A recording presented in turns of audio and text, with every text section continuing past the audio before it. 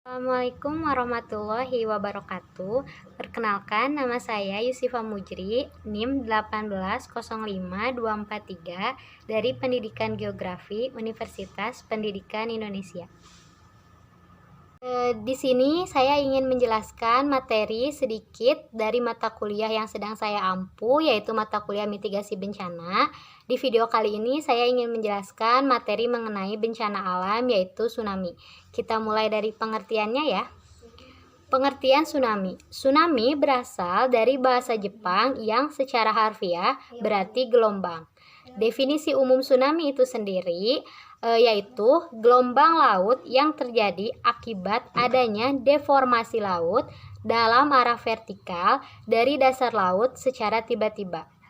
Penyebab deformasi laut itu sendiri yaitu yang pertama, gempa bumi, yang kedua, letusan gunung api, dan yang ketiga, longsoran laut atau longsoran dari dasar pantai itu sendiri. Tahukah kalian, sebelum terjadinya tsunami, pasti ada ciri-ciri yang nampak oleh kita. Oleh karena itu, kita harus sigap dan siap dalam menghadapi segala bentuk bencana alam apapun. Ciri-ciri yang dapat kita lihat diantaranya, kondisi air tiba-tiba surut. Di daerah pantai atau di daerah laut itu sendiri, tiba-tiba kondisi airnya surut. Yang kedua, terdengar suara gemuruh dari daerah kawasan pantai atau kawasan laut. Yang ketiga, adanya gelombang yang tidak biasanya. Tiba-tiba kita melihat gelombang tinggi tapi tidak secara umum dan tidak biasanya. Itu perlu kita waspadai. Dan yang terakhir, keadaan awan atau langit mendung secara tiba-tiba seperti akan terjadinya hujan. Tahukah kalian, tinggi gelombang tsunami itu sekitar 0,1 sampai 1 meter di pusat tsunami dalam laut.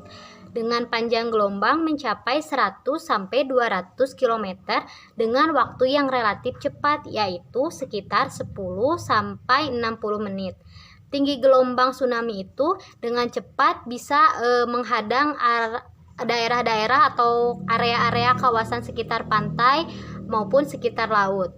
Oleh karena itu seringkali banyak korban jiwa, kerugian yang besar mulai dari infrastruktur, rumah-rumah warga ataupun lainnya yang terkena dampak dari tsunami tersebut. Karena tinggi tsunami itu sangat tinggi dan kecepatannya itu relatif sangat cepat.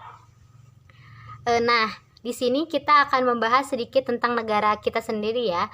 Negara Indonesia. Negara Indonesia itu selain kaya akan alam, kaya akan budaya, ternyata Indonesia itu rawan bencana juga loh. Tahu gak kalian kenapa Indonesia rawan bencana? Ayo, ada yang tahu? Kasih tahu ya, kenapa Indonesia rawan sekali terjadi bencana alam. Indonesia salah satu negara yang dikelilingi oleh 3 lempeng tektonik dunia.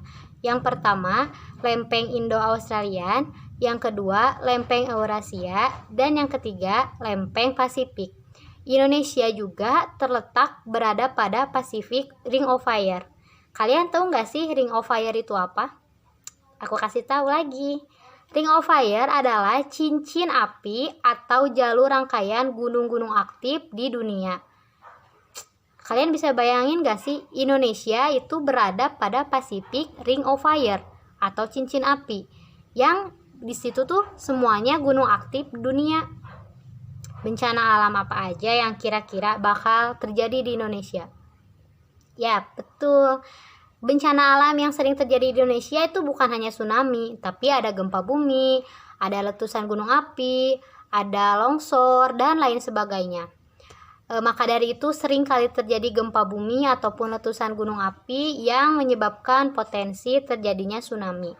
Oleh karena itu kita harus selalu siap dan sigap dan tahu pentingnya mitigasi bencana. Tsunami di Indonesia jika dibentukkan dalam persen itu, yang pertama gempa bumi ada 91%, yang kedua letusan gunung api sebanyak 8%, dan yang ketiga longsoran laut sebanyak 1%.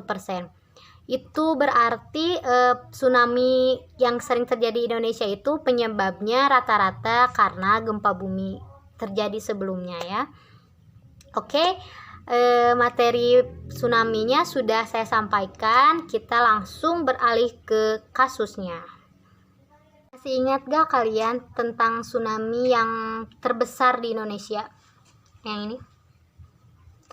Yap, betul sekali, itu adalah tsunami terbesar di Indonesia yang terjadi di kawasan Nanggro, Aceh Darussalam pada tahun 2004. Tsunami tersebut disebabkan oleh gempa bumi yang berkekuatan 9 skala Richter dan menelan korban jiwa sekitar 250.000 jiwa dan merugikan finansial lainnya, harta benda, infrastruktur, dan lain sebagainya.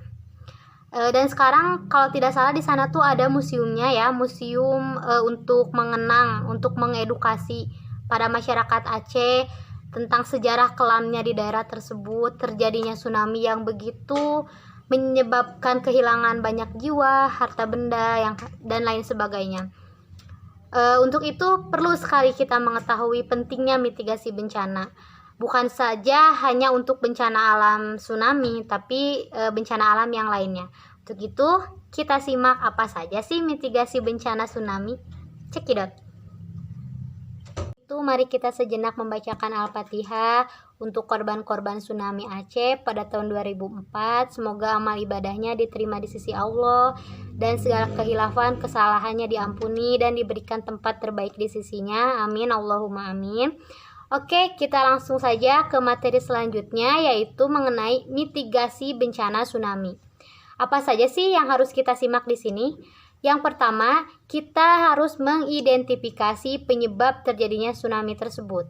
Tadi sudah dijelaskan, penyebab terjadinya tsunami ada gempa bumi, ada letusan gunung api, dan ada longsoran dari dasar laut atau dasar pantai.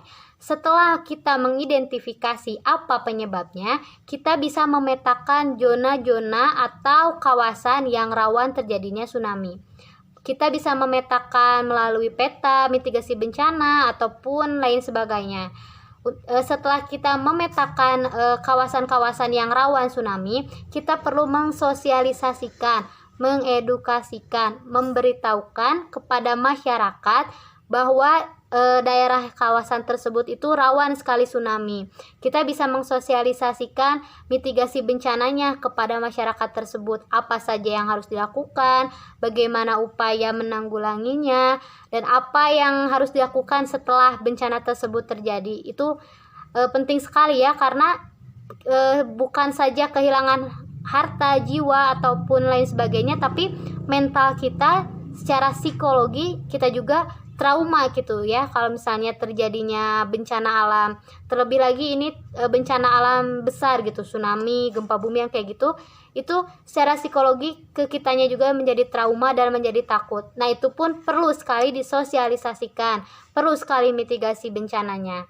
Dan yang terakhir ada tanggap darurat bencana tsunami. Nah, sekian materi yang dapat saya sampaikan mengenai bencana alam tsunami ini. Semoga materi yang dapat saya sampaikan ini bermanfaat, bisa jadi media pembelajaran, mengedukasi bagi orang-orang yang menonton video ini. Selebihnya saya mohon maaf apabila ada kesalahan dalam tutur kata, dalam penyampaian, ataupun dari materi yang saya sampaikan banyak sekali kekurangan dan perlu kita belajar bersama. Karena sesungguhnya manusia itu tempatnya salah, tidak ada manusia yang sempurna karena kesempurnaan itu milik Tuhan.